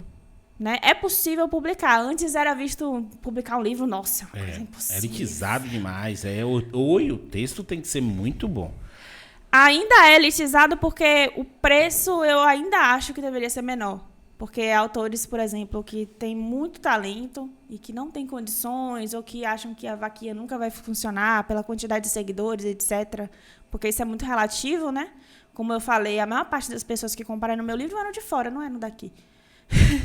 Então, cara, isso é incrível, mas ao mesmo tempo dá uma insegurança, porque no meu caso, as pessoas que eu esperava falavam, não, essa pessoa com certeza vai comprar. E não. Sabe? A gente se surpreende nesse sentido. Então, isso muitas vezes pode gerar medo, pode fazer com que as pessoas tenham medo de publicar, de buscar, etc. Mas eu acho que existem muitas possibilidades. O Catarse, por exemplo, você pode ter um período de 1 ano para você fazer o financiamento coletivo.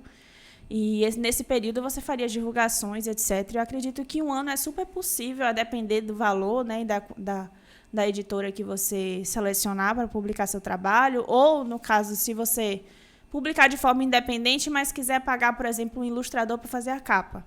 Né? Então, acredito que seja possível fazer. É só procurar. Não tem por onde fugir. Força de vontade. Vá atrás. Viu? Vá atrás aí, pessoal. Mas... fala de novo a pessoa que lhe patrocinou, até pra gente dar uma moral, entendeu? Sim. E o site para comprar o livro? O site é o site da editora, Palavra e Verso. A gente vai deixar, só interrompendo rapidinho, a gente vai deixar o site, anota pra mim, pessoal, que a gente vai deixar o site na descrição do vídeo. Sim, entendeu? Certo. E também no meu Instagram. A diferença entre você comprar, né, no site da Palavra e Verso e comprar diretamente comigo, essa segunda tiragem que vai estar vindo, né? É que comigo vai autografado, né, com a dedicatória. Os que vão direto da editora não tem, porque não chegaram até mim antes. Então, tem essa diferença somente. Então, tem o site da Palavra e Verso e o meu Instagram, que é o Escrito Cíntia. E o patrocinador, na verdade, foi um só, que foi a Camaleão, que é a Cristiane. Camaleão Canecas. Camaleão Insta, o Instagram, Camaleão _Insta, que forneceu as canecas pra gente no financiamento coletivo. O resto foi tudo muito artesanal, o marcador é a arte da capa, Eu também, dos kits, eu fiz umas artezinhas de aquarela, porque eu me aventuro a pintar também. E aí eu coloquei tudo isso para agregar valor. Tinha que ser, né, filha? É muita criatividade dentro de uma pessoa só. Então eu coloquei tudo isso para agregar valor. Tem que botar para fora. E, enfim, para aproximar também, né? Eu acho que dá todo um toque especial a pessoa pegar e sentir que o autor mesmo fez para você. Então, tudo isso faz parte também. Ideia legal. E que bom que a gente tem uma pessoa com potencial seu aqui na região, entendeu? Eu acho que isso tem que ser muito fomentado. Entendeu? Assim, você já tem previsão de projetos futuros? O que você está fazendo agora? O que você vai fazer daqui para frente? Fala aí pro pessoal futucar lá, ir atrás, entendeu? Isso tem que ser fomentado o tempo todo. As pessoas têm que se interessar por isso aqui. Sim, com certeza. Eu já estou planejando, já estou escrevendo o meu próximo livro, que provavelmente devo lançar no que vem. Spoilerzinho. Fala de quê? Dá spoiler. Fala de quê? Qual é o tema? Eu já tenho um título, que vai ser Das Minhas Trovoadas e Dias de Sol. E ele vai abordar diversas fases, e dessas fases eu vou fazer uma comparação com fenômenos da natureza. Então, vão ter poemas tristes, mais melancólicos, vão ter poemas de revolta, vão ter poemas de amor. Então, vai ter um pouco de tudo, vão ter poemas eróticos, vai ter um pouco de tudo reunido, né? Digamos, um panorama do que eu produzo nesse trabalho. Estou confiando bastante que vai dar certo para sair ano que vem. Se não der, paciência. Mas já estou começando a produzir. Certo. Vai dar certo. Já estou começando a produzir as poesias e fazendo diferente do que foi eu escrevendo para elas, porque eu escrevendo para elas, as mulheres que foram homenageadas tiveram acesso a esses poemas antes, né? Então não eram poesias inéditas. Esse livro, ele vai ser de poesias completamente inéditas, e vai ter algumas poesias que eu escrevi na minha infância também, que eu vou retomar essas temáticas. Então, basicamente é isso. Estou nessa dedicação para parir o meu próximo filho e na divulgação do meu primeiro filho. As aulas ainda estão... Você já está presencial ou você ainda está online? Não, ainda está remoto, está voltando, né? Aos poucos as escolas particulares estão voltando presencial, mas na UESC ainda está remoto. Ainda está remoto, né? Sim. Cara, você pega quantas turmas lá? Eu não dou aula na UESC, eu sou aluna ainda. Então eu vou formar agora no final do ano. Mas você está dando aula em algum lugar? Eu fiz estágio, né, no Modelo, no Colégio Modelo e no Colégio CPM. E eu dou aula de espanhol e de português para estrangeiros, mas também na modalidade remota, numa plataforma que é chamada Preply, na internet. Divulga isso aí, menina, pelo amor de Deus. Procura qual é o endereço da Preply, como é que faz para ali achar lá, para fazer essas aulas. A Preply, na verdade, é como se fosse uma escola realmente de estrangeiros que querem aprender o seu idioma. E eu dou aula lá nessa plataforma para alguns estrangeiros que querem aprender, né, o português, aprimorar, etc. E eu posso deixar para você depois o site. E basicamente as pessoas têm que se inscrever, né, fazer toda a matrícula direitinho, como se fosse uma escola. Mas está tudo funcionando online, e acredito que a educação, de maneira geral, vai continuar seguindo esse caminho do online. Ao menos é o que eu acho, né? Não, Vamos ver. Assim, muita escola particular, principalmente de línguas estrangeiras, perceberam que não fez muita diferença o fato de estar lá. Só, quer dizer, a diferença de custo é bem menor. Monstra, entendeu? O custo é menor, eles gastam menos e acabam ganhando mais. Porque, né, se o custo é menor e eles continuam pagando a mensalidade, então... Eles acabam ganhando mais, então eu acho que assim... E as empresas estão no mesmo pegada. Sim. Eu vou dizer uma coisa para você. Eu não acredito... empresas que faziam, sei lá, 10 reuniões, 12 reuniões no ano, entendeu? Que tinha que ir uma vez no mês. E hoje você percebe tudo online. Sim. Já era. Não vai mais de jeito nenhum. O cenário mudou completamente. E não retorna. Porque o cara fala, poxa, para trazer todos os gestores de minha empresa para uma reunião de apresentação de resultado, eu gastava 50 pau. Entendeu? Entre passagem, hospedagem, PPP, isso tudo. Aí o cara fala, vamos fazer online. Gastou quanto? Nada.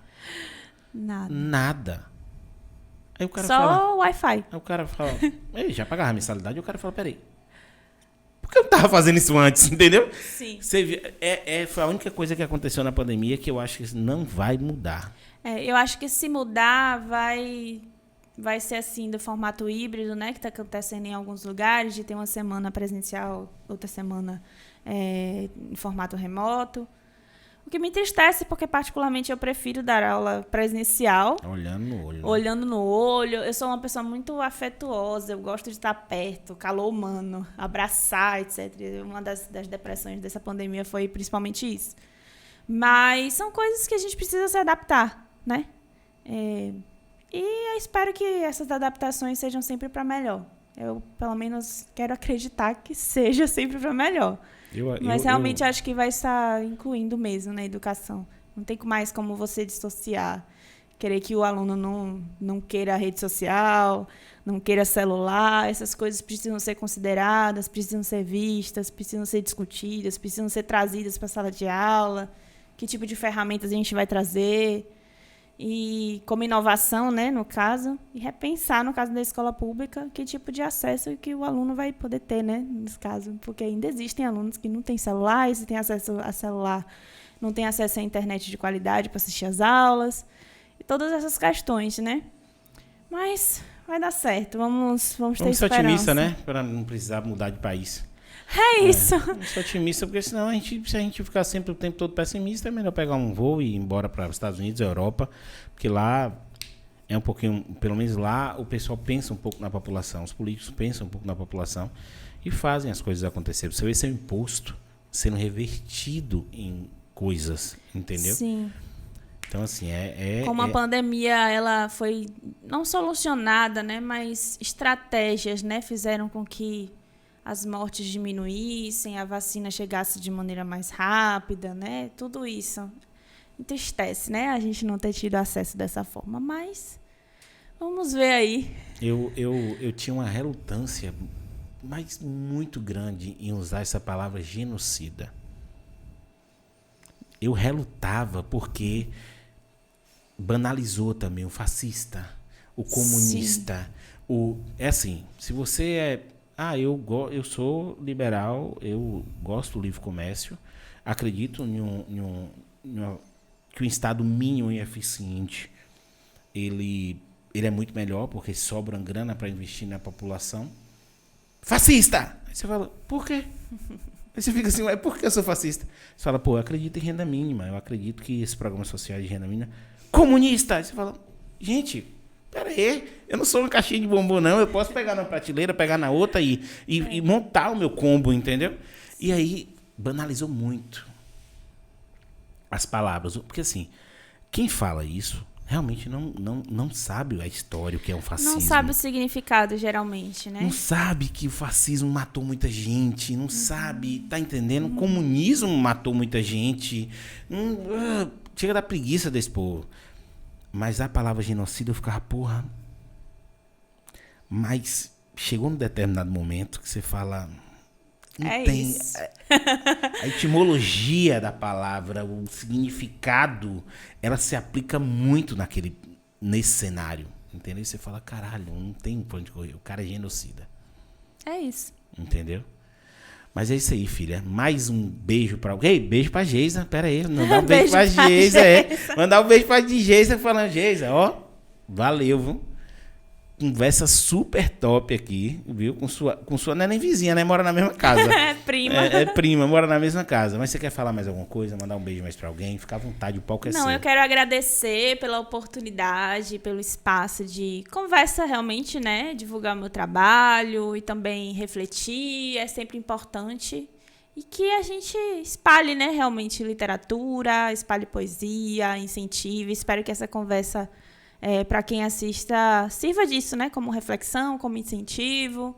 Quem quiser me segue. Eu sou sempre aberta para o diálogo, para conversas, para trocas. E basicamente é isso. Agradecer pela oportunidade. Gostei muito de estar aqui. E o livro também já está, né? Já foi divulgado. Quem quiser adquirir, autografado ou não, é só entrar em contato, chamar um contatinho. Pessoal, todas as redes sociais, o site, tudo isso vai estar na descrição do vídeo e na tela, aparecendo o Instagram. Então, assim, entra lá no Instagram de Cíntia, segue ela, viu? Entra no YouTube, se inscreve, ativa o sininho, dá aquele joinha, compartilha o vídeo, ajuda a gente, projeto local, viu? Que logo, a gente, logo não, né? Logo a gente começa com as lives e o negócio vai acontecer diferente. Mas valeu, é isso aí, muito obrigado por você ter vindo, viu? Valeu, Obrigada a gente. você.